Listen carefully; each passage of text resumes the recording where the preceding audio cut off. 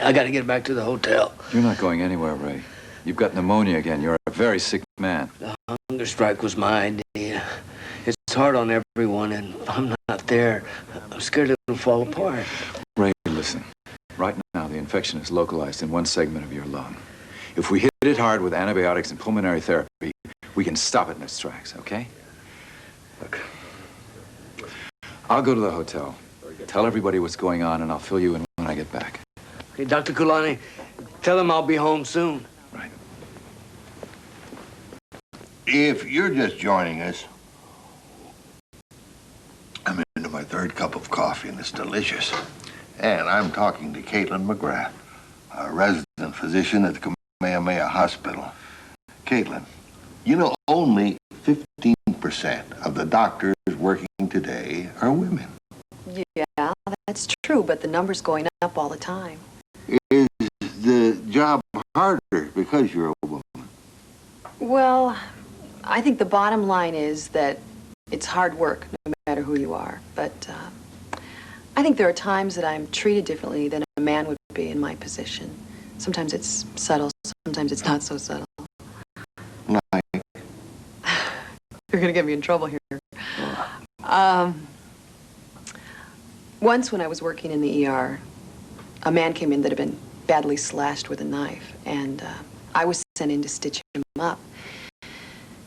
And it was a first for me, so I was really scared, but I just decided I'd go for it. And the attending physician just took one look and came right over and took over for me, which was fine, but he said, "McGrath, I sure hope you cook better than you sew." Huh. Well, gosh, that sounds like something you might hear 10 years ago. Yeah. I think it's mainly hard for the traditional doctors who still cling to the idea that medicine is a man's profession. Saracen Industries is well aware of the human factor. That's why I'm here today with what we consider a very generous offer. We're prepared to give each and every one of you 3 months rent-free at the Hikani Hotel. I'll repeat that. 3 months rent-free. What's the catch? No catch. Just sign the agreement to vacate, and you could be in your new home tomorrow. Who's gonna pay to move my stuff? No problem. We'll pay everyone's expenses. I urge you all, don't miss out. This is a one-day-only deal. A one-day-only rotten deal. You good folks need a new home. We're willing to give you one. Rent-free. 3 months. I think that's more than fair. Fair? You gotta be kidding. The Hikani Hotel is a rat-infested fire trap. It's a haven for drug dealers, an ice house, just like this place was before you folks cleaned it up. Now don't go for it. Everyone listen to Dr. Kulani. I lived at the Hikani. It's worse than the street. A lady my age was killed there last month. Shot in the head for her purse. All right. I made you people an offer. It's time to take it or leave it. The Hikani is not the answer. Frank, Betty, don't let Ray down. Don't let yourselves down. People stick together on this. You can win. I'm not moving. I'm staying here. Staying. Gotta be better. That's settled. I don't. The message seems loud and clear to me. What do you think? I don't know who you are, mister. I offered these people a solution. I doubt you can.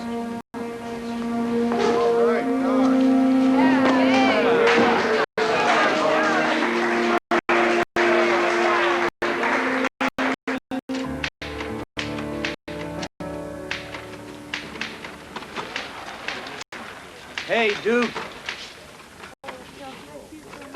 Remember me?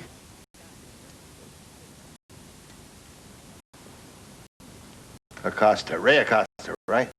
Never forget a face. Your right arm, I remember. A few years back, you got me in an arm wrestling contest at Hank and Ernie's Hub. There was no contest. I beat you 6 out of 7.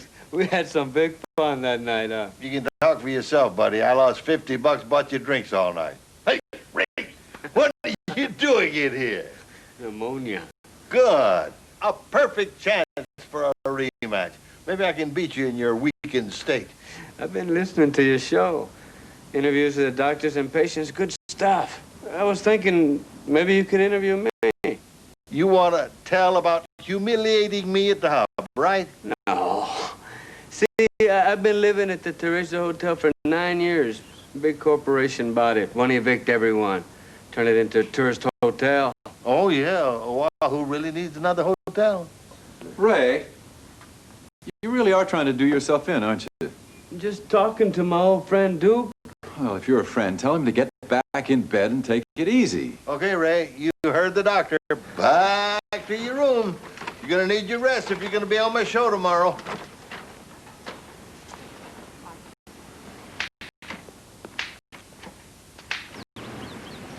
I am. I'm sorry I didn't call you when I first got here. I was so jet-lagged I could hardly see straight. No, it's fine. I am too, really. Oh, that sounds wonderful. Ronnie.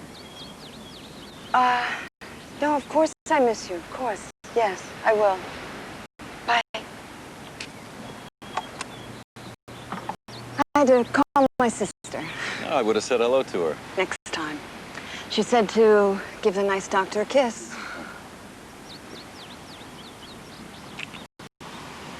Let's go swimming. Can't. Gotta get dressed. Long drive ahead of us. We don't have to go, do we? Yeah, I'm afraid so. Big deal hospital stuff. But this one might be fun. And if it isn't, we can always make up for it after we get back. Oh, Daniel. What? Nothing, just oh, Daniel. Come on.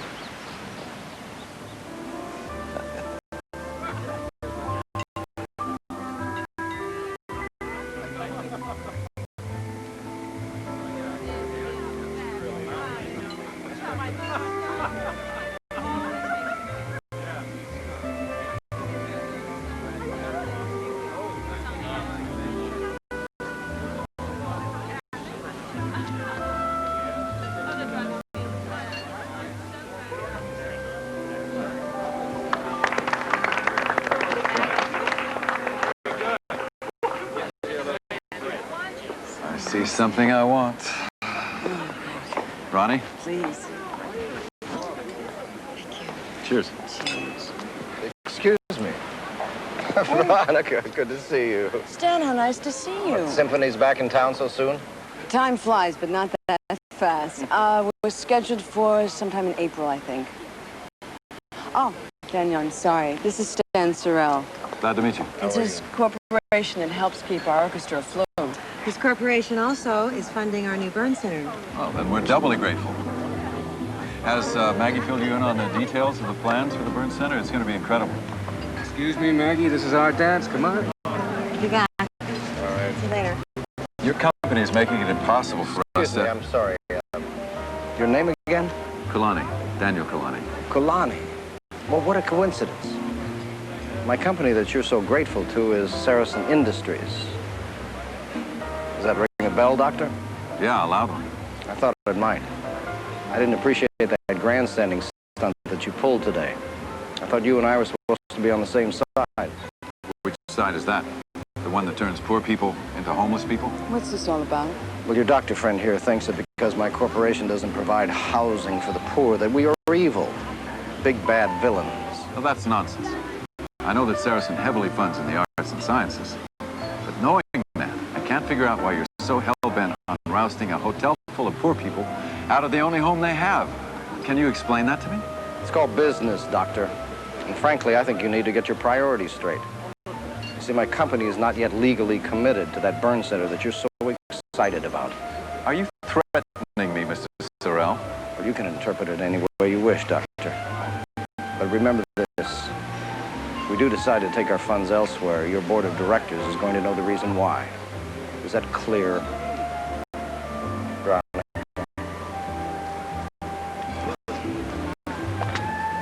Swell people you introduced me to.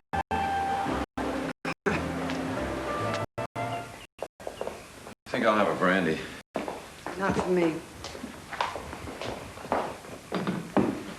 You sure? I said no. Veronica. the last hour and a half you've been on the warpath. What's going on? I know, I'm sorry. I needed to pick a fight with you. Why, for God's sake? Because I have something to tell you, and I don't know how to tell you. And it just seems that if you're angry with me, it's going to be easier. Well, I am. Or was. So what is it?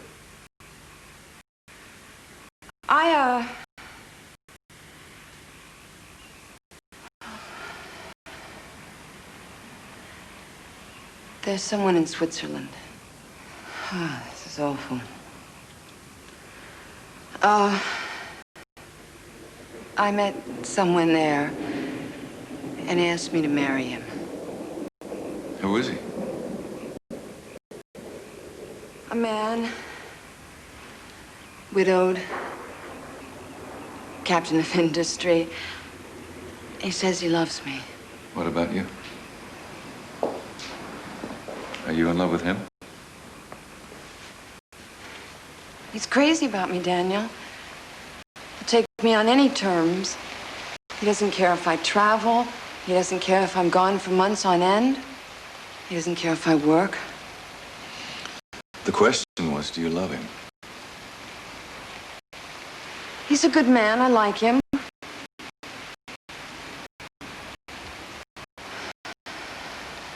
No. It's not like it is with us. It's all right.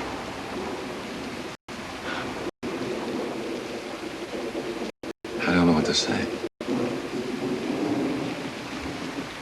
Nothing now. Tomorrow.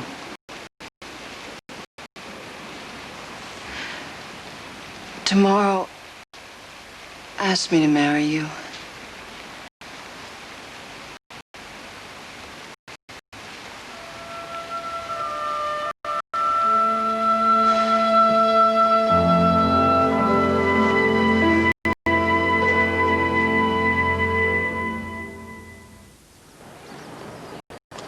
Oh, Daniel, hold up.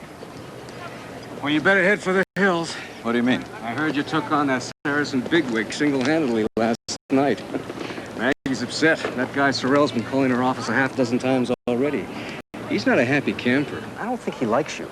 That's the good news. Maggie wants to see you. I better find her. Oh, here she is. Hi, Maggie. Maggie, here I am ready to be drawn and quartered. I can't talk right now, Daniel. Oh, sorry. I thought you were looking for me. No, I wasn't. Maggie, what's wrong? Wrong? What could be wrong? It's a gorgeous day. All's right with the world. For everyone but Duke. He's not going to make it. Cancer again? Full force. In the remaining lung. Does he know it? Not yet. I'm really sorry. Yeah, me too. I'll handle it. Happens all the time.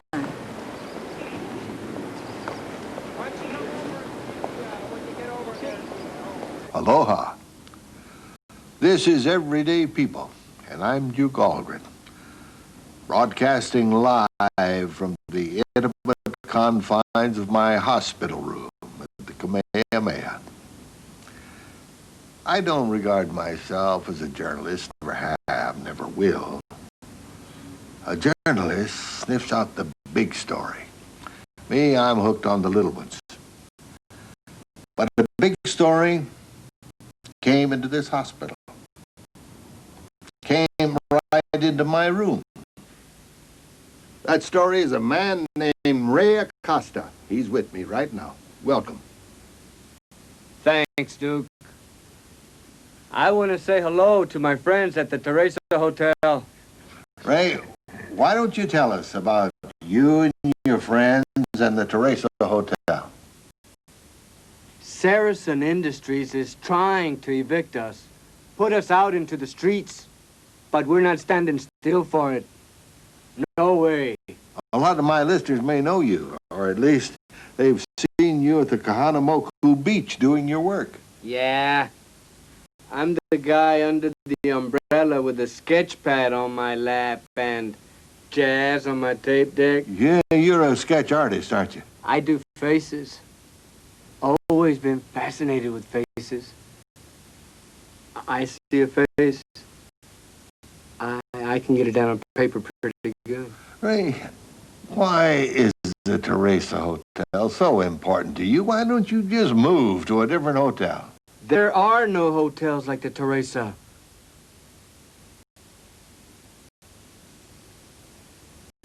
When I moved in there, oh, I was in real bad shape. My wife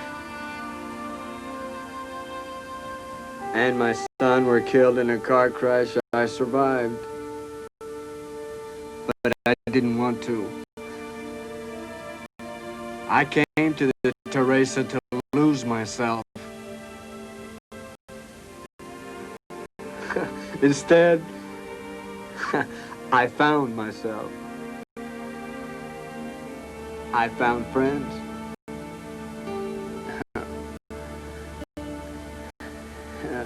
You see, the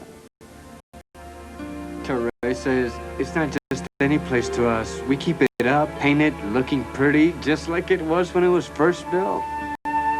No matter how tough it gets, everyone always kicks in to pay the bills. We've never had a day without electricity the whole time I've been there. We make sure the phone's always paid up and working. Why not? It's our home. And we're proud of it. Then these Saracen people come along Right. and want you out. Yeah. Why would any body want to do that to another human being?